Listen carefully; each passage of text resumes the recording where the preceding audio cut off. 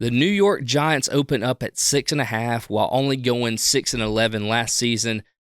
According to Vegas, not much has changed, but I will tell you one thing that has changed, and that is the overall feeling in the Giants locker room. I do not think that people have the same confidence. Matter of fact, I know they don't have the same confidence in Daniel Jones that they did 2 years ago when he had a great season that earned him the money. Ever since then, it's been a very rocky road for Daniel Jones, Brian Daboll, and the entire Giants organization. So I looked up a couple stats.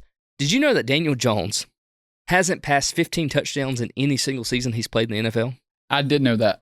Did you know that they have finished at or near the bottom of offensive rankings for the last 4 years? I didn't know that, but of course. They are like the bottom of the bottom on every category that you could possibly throw out there. And they went and paid an average quarterback based off of a one-season performance a lot of money. But that's done. And now, I know that's done. But I'm just saying, that I'm going back and bringing up receipts. Now you're living with here. it. Yeah. We got the receipts. I'm pulling them out. So at what point is John Mara going to give his input? Because, you know, in the offseason, he kind of gave the front office free reign to do whatever they wanted in the draft, whatever they wanted to do in free agency. He didn't want to let Barkley go. No, he didn't. He wanted him to keep Barkley. He's upset they didn't pay Barkley. Yeah, well, okay. So being the president, CEO, co-owner of the team, when are you going to step in and put your foot down and either clear house in the front office or start making the decisions yourself? I think it'll be probably around November, December 2024. He's gonna pack bags. when they're like 2-8. Yeah, because the only way, and I don't know about Daboll. There's a chance Daboll can survive it, but usually in these situations, the GM and the coach are tied together. I'm taking the under. I'm taking under 6.5. I think 5 or 6 wins is where they are going to land. And I think it's enough to get Joe Shane fired. And I think Daboll's probably going to go with him. For the Giants to get over here, a steamroller would have to come to every other team they played this entire season and run over every starting position player. That's what would have to happen if they wanted to go over. There's no way they get over 6.5 wins. There's no way. I agree, because they added Malik Neighbors, and we're like, okay, yay. But what a waste of talent. You still have to have time to throw. And the offensive line, like, I just don't trust that it's going to be better. Maybe it'll be a little better, but it's been so bad. And let's be honest, we're recording this August 18th. Daniel Jones has looked rough in the preseason. He's looked rough. And I've been I don't want to say defender of Daniel Jones, but I've just been honest. I feel like all of the blame gets put on him, and I've just wanted to say, well, what do you expect any quarterback to do behind that offensive line? You know what I mean? The offensive line has been so freaking bad. He was running for his life constantly. He couldn't do much, and then he got injured. But when you're already a mediocre quarterback and then you're put behind that line, you really can't do anything. And they added Malik Neighbors as if getting him a weapon's going to help. Okay, great, we can throw some 50-50 balls, but I don't think it's going to be enough. I do think the defense got better.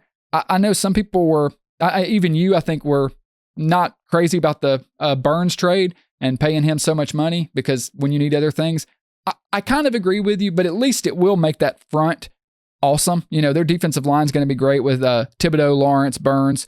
Their defense is not terrible. I mean, their secondary is not good, but the linebackers, that's okay. I don't think they've got the pieces. I think they're another year or two away. And last point for me, I watched the off-season Hard Knocks of the Giants. It was very good, very entertaining. I like Joe Shane. Like, he's a likable guy. But what they seem to do, and I think Michael Lombardi talked about this actually. He said, they're not building a team based on identity. They're just picking, ooh, Malik Neighbors will be available, we're taking him. Ooh, Brian Burns, let's take him. They're not saying, hey, this is our culture, this is our identity. Let's find players that fit the team we want to be. They're not doing that. They're just going down and picking off the shelf like, oh, that one, oh, this one's got a dent in it, but it's half off, and ooh, Bogo on a quarterback. And that is not going to work, especially in such a tough division.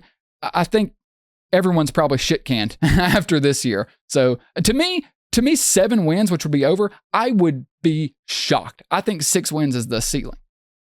Yeah, I agree with you. I'm going back to the old school way of just weighing things out and balancing them, when you look at what they lost versus what they gained, it's so lopsided. You lost Leonard Williams. You lost Paris Campbell, Saquon Barkley, Tyrod Taylor, which was a decent backup quarterback. You got Drew Lock now, but whatever. And then you also lost Xavier McKinney, which is that's a big part of your secondary. And so you haven't added to, you added Jalen Mills, Isaiah Simmons, but like what you lost versus what you've gained isn't enough to tell me that this is going to be anything better than what you finished out last year, which, by the way, defensively, they finished 27th overall according to PFF. Not great. Not great at all. So with that, you went 6-11 last year. I see you going like 4-5 game wins or 5 wins this entire season. I don't think they get. Thank you. I don't think they get. I'm so flustered by how bad the Giants are going to be this year. I can't even get a sentence out. That 17th game has messed us all up because then when you're like, they're going to go 4 and then you got to do math in your head. And like, what? If I was good at math, I wouldn't be on YouTube.